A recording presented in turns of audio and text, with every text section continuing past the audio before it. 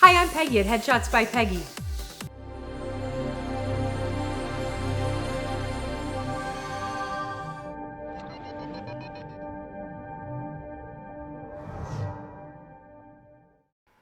Today I want to talk to you about a few things that I believe every actor needs to understand and know. I'm always telling you that when you go to an audition, be prepared. What does prepared mean? Well, know your lines, be ready, be off book, understand what the audition is about. Like, read the sides and figure out what is really going on. Like, read the notes, think about it, read it several times, read it out loud, have a friend read it with you if you happen to be lucky enough to have someone do that, and really get to know what the scenario is so that you understand and you can really place yourself in that, when you're auditioning. Now, another thing that's very important, and that is to make sure that you have a hard copy 8x10 headshot. So what does that mean? It means get your headshots, print them with an 8x10. It should be 8x10 with a border and your name on the bottom. That's industry standard. That's what you want to do. You want an 8x10 with a border and your name on the bottom. What color of border? Industry standard is a commercial headshot is white, a theatrical headshot is black. It's not a rule, it's not a must, but that is what industry standard is.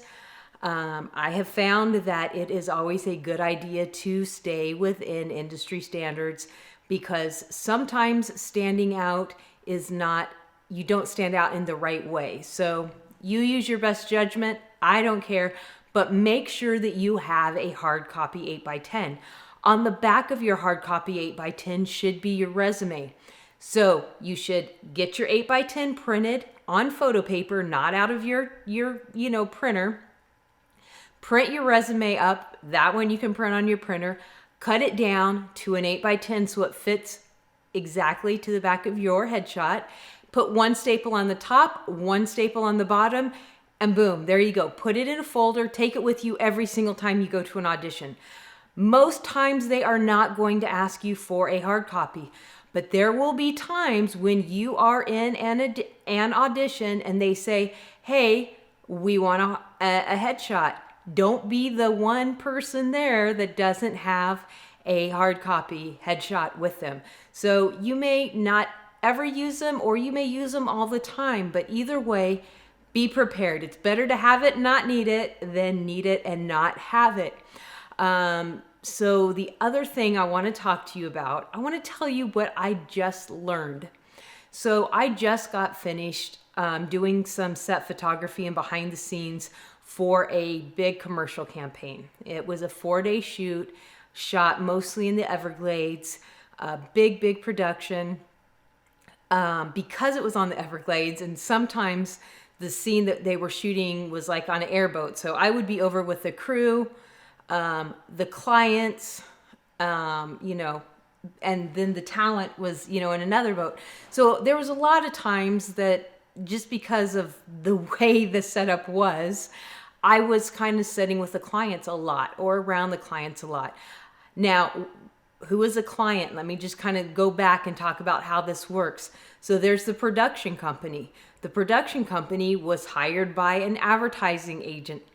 The advertising agent was hired by the client that they are producing the campaign for. So the advertising agent is the production company's client.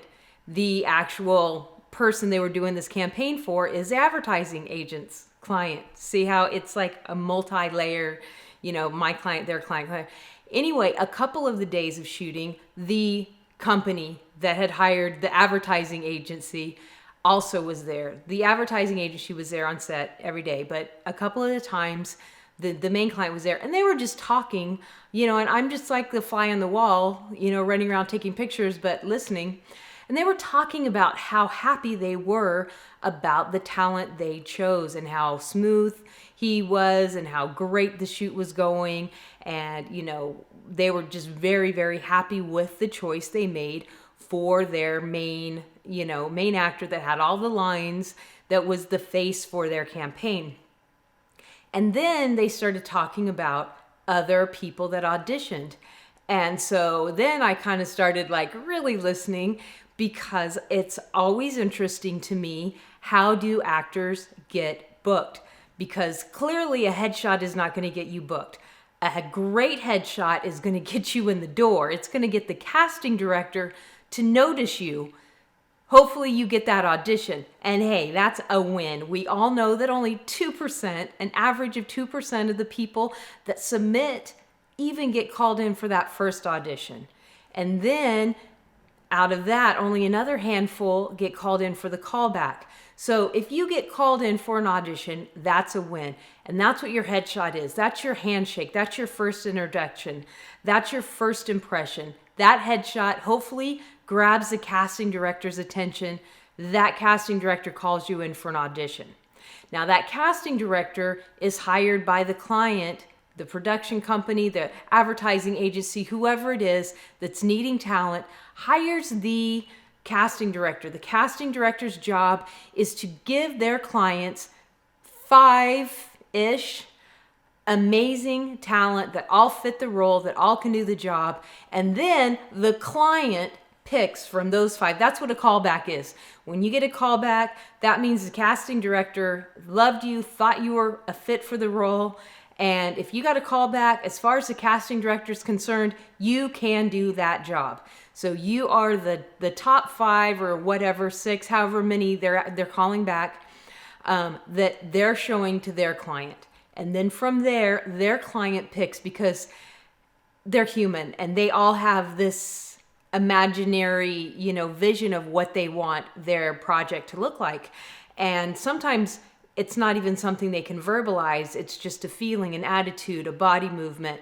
It's like attraction to a person. A physical attraction to a person doesn't always have to do with what their face looks like.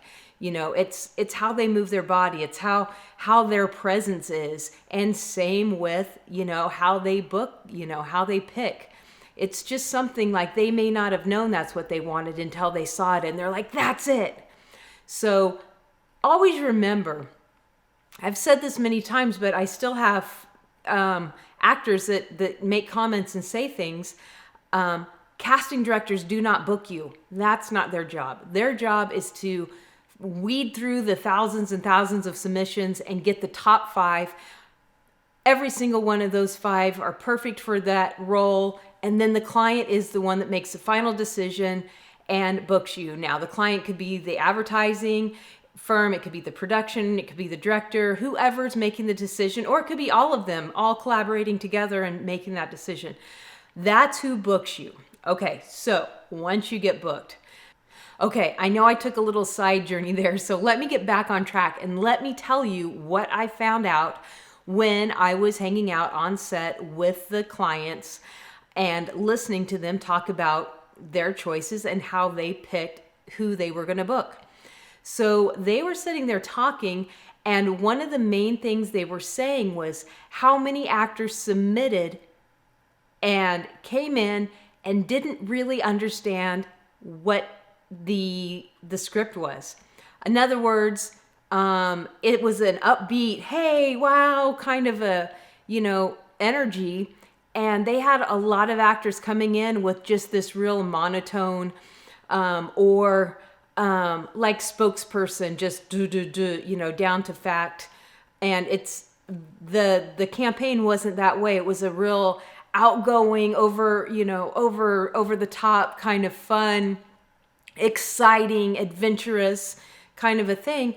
And I know that, when Merritt gets sides, we read them and I read them with him and, run lines with him. And sometimes, the first few times we read it, even though we read all the notes and, really look into it, you don't really get a full concept of what's going on until you've read it, talked about it, maybe bounced it off of each other. Oh, I bet this is what they're trying to, do, because you're kind of thrown into the middle of a situation and you have to figure that out.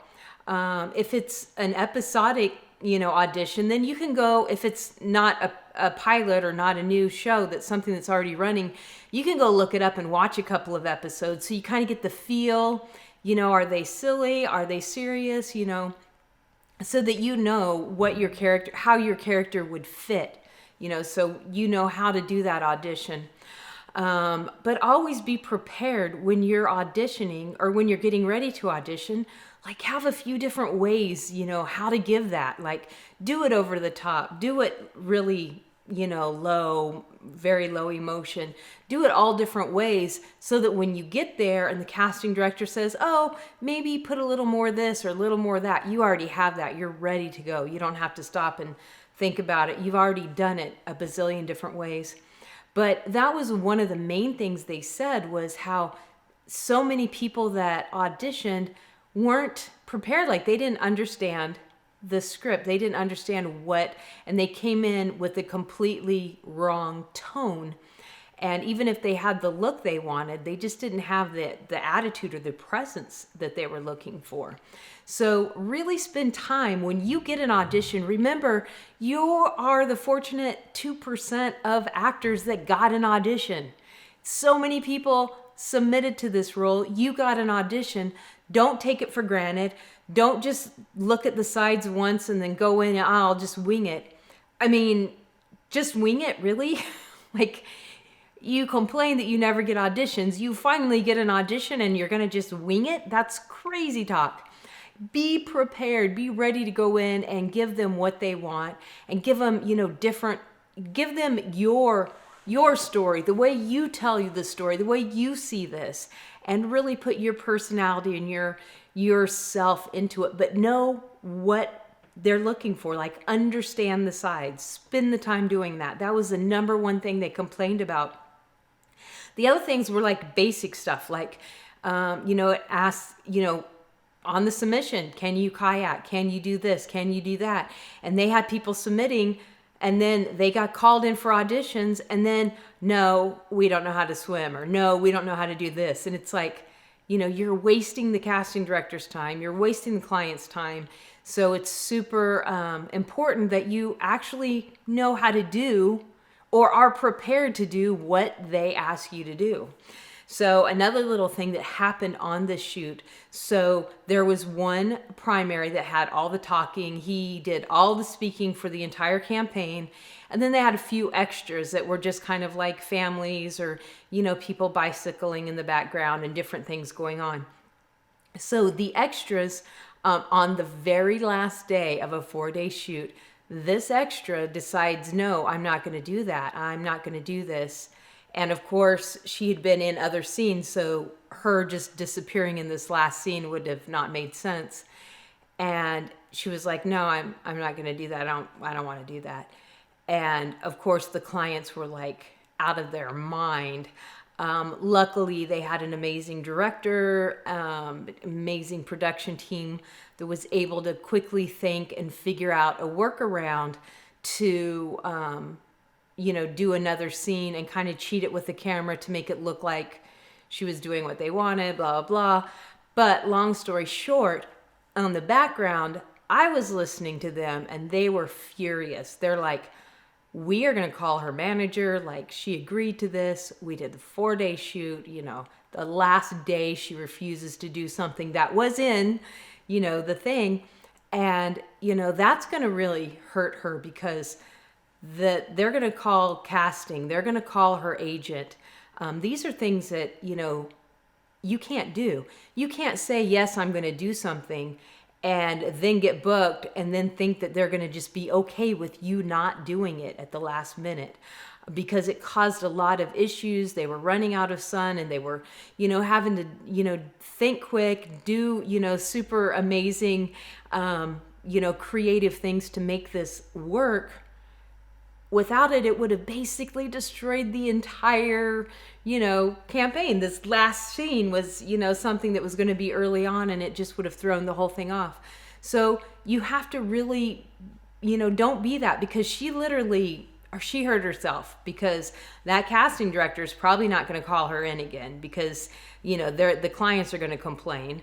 The agent may even not submit her, to things anymore, because if the agent gets yelled at, nobody likes getting, When you get out there, you're representing your agency, you're representing, the casting director's given his seal of approval to you, your agent's giving their seal of approval to you, and then you get out there and decide, nah, I don't want to do this. It's not cool. So these are things that I highly recommend you take note of and really realize that if you want to be a successful actor, there are things you have to do, and preparing is so important. So prepare and have fun, and have fun on your auditions, and have fun. Don't go in with like, I don't even know if I want this, because you don't know what this project can lead to. If you get an audition, you submitted to it, you got an audition, go 110%, be ready, have fun, and do the thing you love to do, act. That's the one time you're guaranteed you get to perform, is when you're in an audition. So use that and get out there, and then the more you get to do that, the more you're gonna book. All right, guys, so that's my 2 cents from my little behind the scenes eavesdropping and little talking I did with the clients.